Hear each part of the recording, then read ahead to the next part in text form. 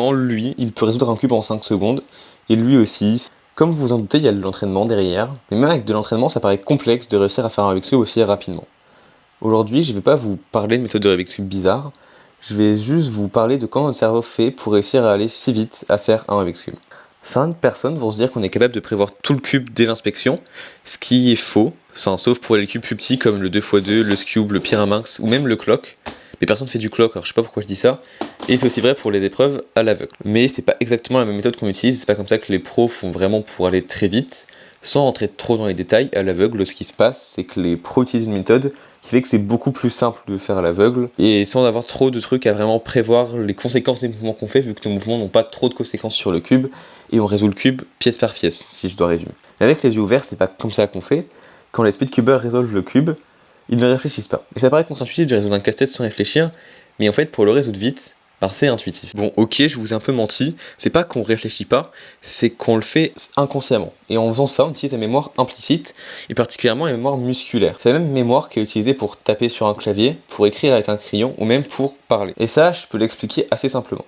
La première fois qu'on fait une action pour notre cerveau, c'est assez compliqué, parce qu'on n'y est pas habitué. Mais à force de répéter la même chose, la connexion cérébrale s'accélère, et on devient beaucoup plus rapide à faire l'action. Parce que nos neurones développent des meilleures connexions. Par exemple, là, si je fais un algorithme pour la première fois que je l'apprends maintenant, donc là je vais simuler parce que j'ai pas envie d'apprendre un algorithme maintenant, mais la première fois que vous allez faire cet algo, ça va faire.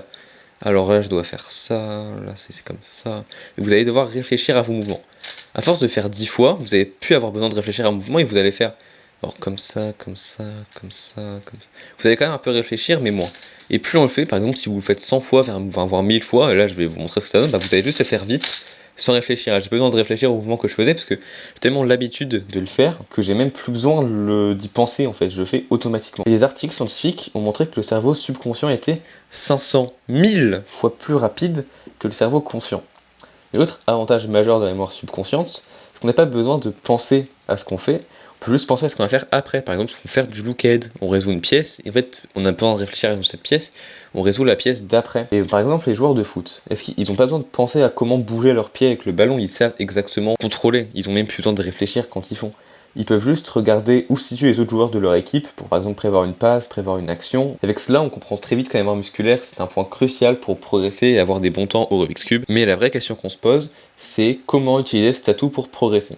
Il y a 3 phases pour apprendre quelque chose avec la mémoire musculaire. La première partie, c'est celle où on va apprendre un nouvel algorithme, n'importe quoi, une nouvelle méthode. Alors ensuite, la deuxième étape, c'est qu'on va intégrer ce qu'on a appris dans les résolutions.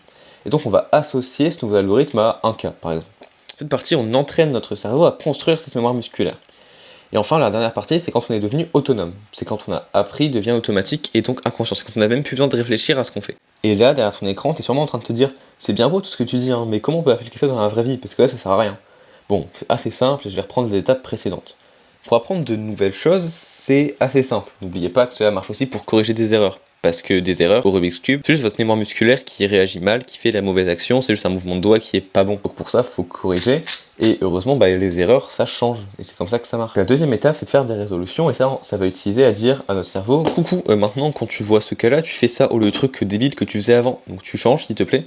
Très poliment, bien sûr, parce qu'on parle de notre cerveau qui nous permet quand même de réfléchir. Et ça, c'est pas mal. Notre cerveau, c'est un gros paresseux, il retient rien. Et en fait, faut lui dire plusieurs fois avant qu'il retienne la chose. Faut pas lui dire juste une fois. C'est comme si toi, on te dit une fois, oui, maintenant, quand tu vois ce calcul, tu fais ça. Non, faut travailler. C'est comme quand tu travailles tes tables de multiplication pour que ça devienne automatique. Quand tu dis plusieurs fois, la première fois qu'on te dit 8 x 4, t'es bégayé, maintenant 8 x 4, ça fait 32. Mais c'est assez chiant de faire des résolutions entières pour même pas être sûr de tomber sur le cas qu'on veut. Et ça, c'est évitable. Vous pouvez utiliser des sites qui donnent des mélanges particuliers en fonction de ce que vous voulez travailler, comme speedcube.db. Je fais de la pub, mais en vrai, ce site est trop bien. Il y a bestsiteever.ru je crois qui marche aussi pour faire la même chose et qui est plus spécialisé.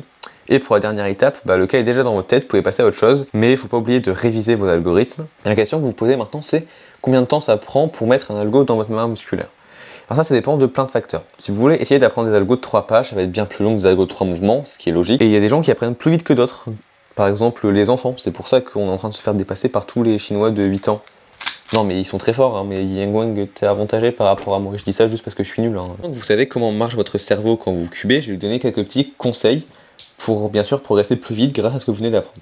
Premier conseil, c'est de bien faire attention avec vos habitudes, parce que les habitudes c'est vraiment le plus important au Rubik's Cube, c'est vraiment la mémoire musculaire.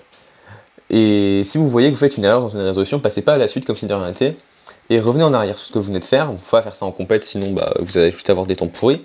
Mais du coup, faites le bon moyen sans faire votre erreur. Imaginons que vous venez d'apprendre un nouvel OLL, et quand vous tombez dessus, par réflexe, faites ce que vous faisiez avant. Vous faites un OLL en tout look. Eh bien, arrêtez le timer, corrigez ce que vous venez de faire, sinon vous allez oublier d'utiliser l'algo la fois d'après, et il va juste disparaître de votre mémoire musculaire, parce que notre cerveau, paradoxalement, il réfléchit pas beaucoup quand ça parle de mémoire musculaire. Il voit un cas, il se dit, la dernière fois j'ai fait ça, ça doit être bien, donc là je vais le refaire. Donc si c'est pas bien, il s'en fout. Donc corrigez vos erreurs, c'est ça qui vous fera progresser. Souvenez-vous qu'une erreur que vous faites une fois a plus de chances de revenir après. Autre conseil, soyez patient. Votre cerveau ne peut pas retenir un algorithme en 2 minutes. Il va y falloir du temps avant que ce soit rentable par rapport à ce que vous faisiez avant. Un peu comme quand vous êtes passé au F2L, même quand vous êtes devenu color neutral. D'ailleurs, je suis pas color neutral et ce serait bien que je le devienne un jour, parce que ça permet d'avoir 6 solutions en plus, et je sais même pas pourquoi je parle de ça, c'est pas le sujet. Mais ce que je veux dire avec ce conseil, c'est que tant que votre cerveau n'a pas assimilé les notions que vous voulez lui donner, vous devrez encore y réfléchir. En speedcubing, réfléchir, c'est perdre du temps. C'est d'ailleurs de là que vient la célèbre citation de Max Park, Don't think, just solve, qui est la citation la plus connue en speedcubing. Et pour les moins bilingues d'entre nous, ça veut dire ne pas penser et qu'il faut juste résoudre le cube. C'est aussi pour ça qu'il ne faut pas chercher à résoudre le cube parfaitement, qu'il faut aussi résoudre le cube le plus vite. C'est ce que dit Matti Ilotto Linaba, et il a bien raison, vous ne pouvez pas penser à la solution parfaite pendant que la résolution du cube, sinon vous réfléchissez et vous perdez du temps. C'est vraiment pas le but de la résolution de perdre du temps. Dernier conseil, je l'ai dit tout à l'heure, mais j'appuie vraiment dessus pour être sûr, révisez vos algorithmes. C'est pas parce que vous avez appris un algorithme en 2 minutes que vous allez le retenir. Un algorithme, ça s'oublie facilement, et si vous vous entraînez pas assez souvent avec, il va partir. Comme vous avez pu le remarquer, un algo c'est long à rentrer, mais une fois que ça y est, c'est dur de le faire sortir. Mais c'est comme faire du vélo, les gens disent que ça s'oublie pas, et c'est vrai, c'est une action très très simple, impliquant les bras musculaires, et qu'on fait beaucoup, c'est juste tourner les pieds, mais en fait chaque fois qu'on fait un tour, ça augmente notre connexion cérébrale, et je pense que ça qui fait qu'aussi avec le temps on peut tourner plus vite, et il n'y a pas que les muscles qui rentrent dans l'histoire, enfin si, au niveau si, mais au niveau amateur, je pense qu'il n'y a pas que les muscles qui rentrent dans l'histoire, et donc c'est vrai, c'est simple pour notre cerveau de retenir cela. Sur ce, c'est la fin de cette vidéo, et si vous êtes assez fort avec une mémoire musculaire, vous pouvez essayer d'écrire sans regarder votre clavier, trop bien la vidéo en commentaire, et sinon vous pouvez liker, vous abonner sans regarder aussi, et si ça vous intéresse, j'ai un serveur Discord qui sera en description de cette vidéo. Merci d'avoir regardé et à la prochaine.